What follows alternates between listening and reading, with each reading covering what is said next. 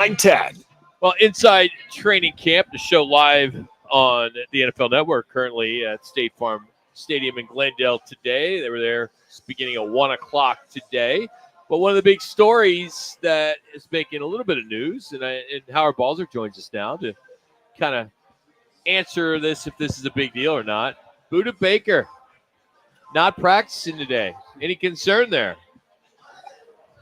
Yeah, I wasn't out there today because I'm in Canton for the Pro Football Hall of Fame weekend. But everything that I've heard and talked to a couple people is that it might have been just Gannon, I know, did speak before practice and mentioned that they got good news on Yelda Froholt in terms of the injury he suffered in practice the other day. He did say there's some guys who have some bumps and bruises, and of course used the word nicks, which he always does. And, Ketrell Clark wasn't practicing. Naquan Jones wasn't practicing. And like you said, Budda wasn't practicing. So whether that was because of some bumps and bruises, whether that was just a Veterans Day off, I would doubt it was a Veterans Day off because the team didn't, the whole team had a day off yesterday. Yeah. And so, but I don't believe, you never know because we're not told a whole lot when it comes to injuries. But he was out there. He was on the sideline, just wasn't dressed and didn't participate. But I don't believe that it's something that there's really to be too much concern about. All right, the bigger story, you being at the Hall of Fame game, Tom Benson Hall of Fame Stadium there in Canton, a great class going in. Of this class, who are you most excited to not necessarily hear or see, but be inducted? Yeah, I think, as always, it's an excellent class, and I say this all the time. When you get the final 15 and 5 of them come out of there, and I always say you could pick just about any 5 and you would have a heck of a class. And I think, that's certainly the case here, with 2 great pass rushers who are very different, Julius Peppers and Dwight Freeney. And, of course, in Freeney's case, I don't know how many people remember, but, of course, he had the one season with the Cardinals back in 2015 when he didn't sign until October as he was near the end of his career. And Cardinals had some injuries in the previous game at the edge rusher spot. They signed him to a minimum salary contract, but with some bonuses per sack.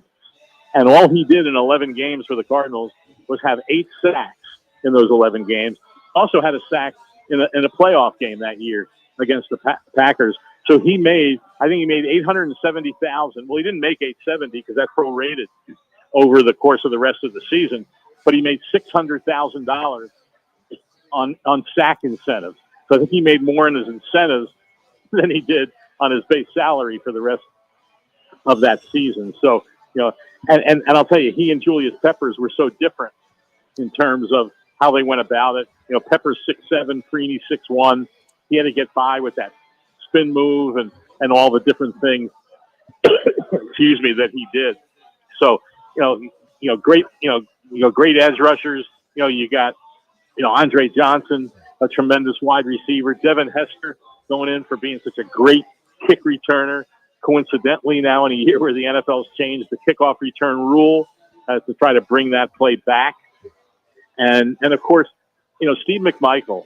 This is going to be an emotional day, guys, because of course Steve McMichael's been dealing with ALS for quite a while. There was a lot of question of how the Hall of Fame was going to handle this, and found out that the Hall of Fame is sending his bust and the gold jacket to his house in the Chicago area. And after the first speech of the day on Saturday, which kicks off with Dwight Freeney, the cameras are all going to switch to Illinois, where the bust will be unveiled. His wife, Misty, and daughter will be involved in that. And then found out today that Jimbo Covert, a tackle on that team, and Richard Dent, a great edge rusher on that Bears team, are all going to be, they're here in Chicago. Yeah, they're here in Canton now, and they're going back to Chicago tomorrow to be there for the presentation during that. So I'm sure there's not going to be a dry eye in the stadium and a dry eye from people watching it. So that's going to be a real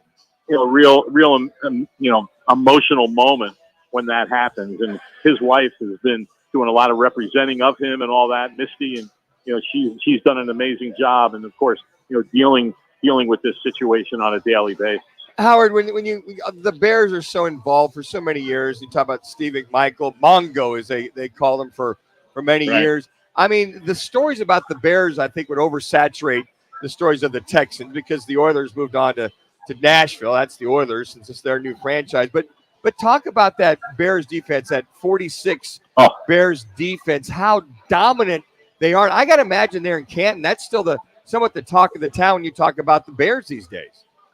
Oh, no question. Now, I just want to mention, Andre Johnson did play for the Texans. Right. And he's the first Texans player to go in. But, yeah, that defense, I mean, on the shows I'm doing for Sirius, there's one that'll air before the celebration, the enshrinement begins at 9 a.m. Arizona time. And there's a show on, I think it might be on now, that we taped a lot of interviews today. And so people have Sirius. If you don't listen to it live, you can hear it on your listen to it on the app, on the Sirius XM app.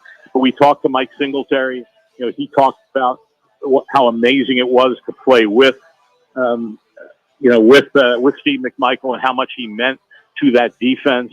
And Jimbo Covert, who we talked to also, he talked about going against him in practice and what a great personality and player he was. And so, yeah, that defense. Is it the greatest of all time? I don't know, but it's certainly among them, and certainly right there with those great Steeler defenses of the 70s. Howard Balzer is our guest on the Wright Toyota guest line. Howard, is there any talk at all about the game? Look, I know it's going to be sold out. By the way. It always is. There's a game, but nobody's playing. I'm just curious. There's a little bit of talk about it, and of course it is the first game of of this season, first preseason game.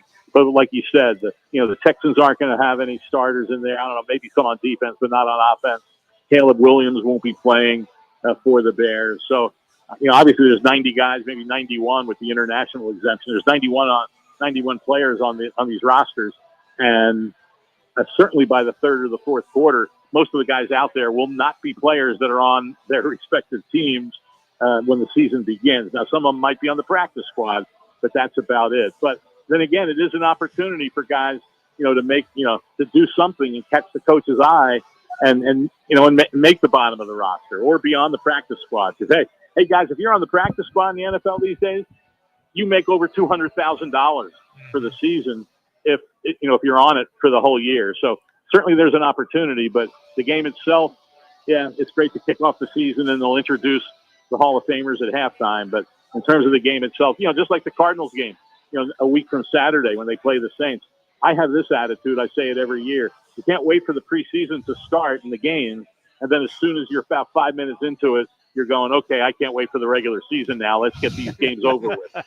Howard, when you talk to the coaches, whether it be the Cardinals or Chicago or the Texans, in reference to preseason, only the 3 preseason games, and not one to get anybody hurt, right. Make sure they're ready.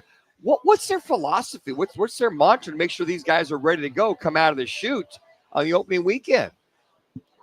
That's what's tough about it, because you're right. Starters don't play a whole lot. There's only 3 of these now. Obviously, the Texans and the Bears, they have 4. But and there's all this talk about an 18 game season. Which, it's not a question of if that happens. It's a question of when. And then they'll only have 2 preseason games. But that's why you see, not the week after next, the Cardinals are going to be in Indianapolis for a couple of days to practice against the Colts before their preseason game. And I believe there's 22 of these practices that are going on, between teams in the preseason. And I think when it gets down to 2, there'll probably be even more of those. And that's where a lot of work with those starters does get done, in that practice situation where you can control things, a bit more. But yeah, it's hard to get guys ready. You're not in pads a whole lot. I think a lot of times that's why when the season starts, play can be a little sloppy, but all teams are playing by the same rules and doing pretty much, the same things. And so, all teams are playing with guys when the season starts that haven't played a lot in the preseason. And of course, haven't played anywhere close to a full game. I mean, we all know that most games in this league, 3/4 of the games close to, are decided in the fourth quarter. And there's no starters in these preseason games that are playing in the fourth quarter. I can guarantee you that. And so that's where things are different when the season starts. But it's just the way it is, and you just get into it. And like I said, every team is dealing with pretty much the same set of circumstances. Howard, as you walk around here, an hour and a half before game time, is it tons of Bears fans? I mean, it seems like they got a refresh this year. A lot of excitement for the upcoming season. Yeah, there's a lot of Bears jerseys. Certainly, Chicago's not that far from Canton. I think it's about a 5 or 6 hour drive. So it's an easy trip for Bears fans. And so I'm not going to say that in the crowd it's the same as if the Browns are in the game, which is just 50 miles up the road, or the Steelers, which, Pittsburgh's only about, an hour and a half away from Canton. But I'm sure, a big presence of Bears fans, as there will be certainly on Saturday for Hester being in person, being enshrined, and then, for the Steve McMichael situation. Who do you expect to get the biggest round of applause on Saturday? From the fan, that's a great question. I would say it could very well be Hester, depending on how many Bears fans there really are at the enshrinement. I think that's going to be big. I don't know. I mean, there's a lot of great players there, but there's not a quarterback. There's not those big names, like that. So it very well might end up being Hester. Maybe some Indianapolis fans have made their way to Canton to see Dwight Freeney, who played the best years and most of his career there. So I think it'll be pretty much that. But it will be very interesting to see. I always marvel. We watch when I mentioned doing that show before the enshrinement for Sirius, and you see all the different jerseys, all the different teams represented coming into the stadium for the enshrinement. And it'll be very interesting to see what the most is, at least after the Bears on Saturday. We're trying to put some bets on the first kickoff. How it's going to go down with this new kickoff, similar to what they did in the XFL. Do you expect it to be something that the league will adapt to pretty quick? It's a great question, because you keep hearing that a lot of the coaches who have been planning on different tweaks and different twists and things like that they're not going to show them in the preseason, at least some of that stuff. Yeah. But I do think that there will be, most of the kicks will end up short.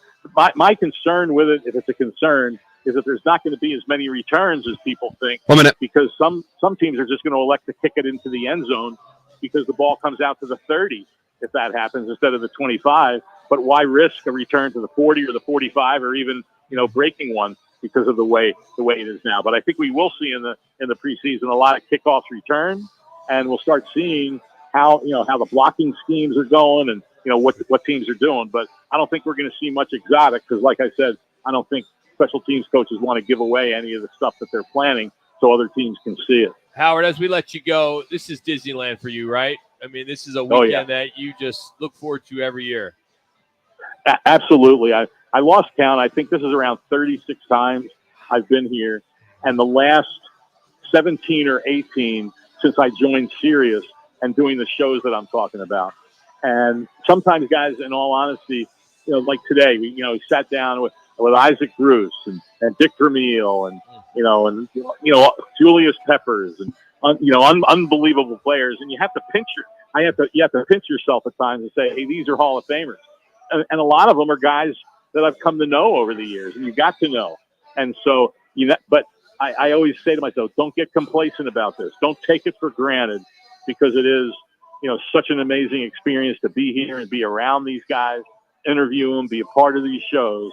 And it's a thing I look forward to the most, pretty much, every year of being here in Canton for this and being a part of Sirius XM NFL Radio's shows that we do. It's not looking forward to the deadline for Lindsay's magazine. That's not the deadline for that. Come on. Oh my, yeah, that's fun. That's fun beating that deadline. Yeah. And all the hours and and all those things. Waiting for the NFL when it's going to announce the darn schedule to see if we're going to have time to get that in the magazine. So yeah, I love that too, obviously, and it's a great challenge and all that. But man, this is like being a kid in a candy store. Awesome. Well, thank you for giving us some of your time out there. So we always appreciate you, man. Thank you so much, and we'll talk to you next week. All right, sounds good. Now, by the way, Arizona fans, I talk about getting here. 2 years, it's only 2 years when Larry Fitzgerald becomes first-time eligible. So it's hard to believe he will not be elected. So Arizona fans, start making your plans for descending on Canton. And who knows, the Cardinals might even be in the game that year. 2026, mark it down on your calendar. There you have it. The good stuff. Howard Balzer, Sirius XM, as well as Cards Wire on USA Today. He mentioned Dick Vermeil. When we come back from the break, there's one of us that's related to Dick Vermeil. Next on Rock and Manucci.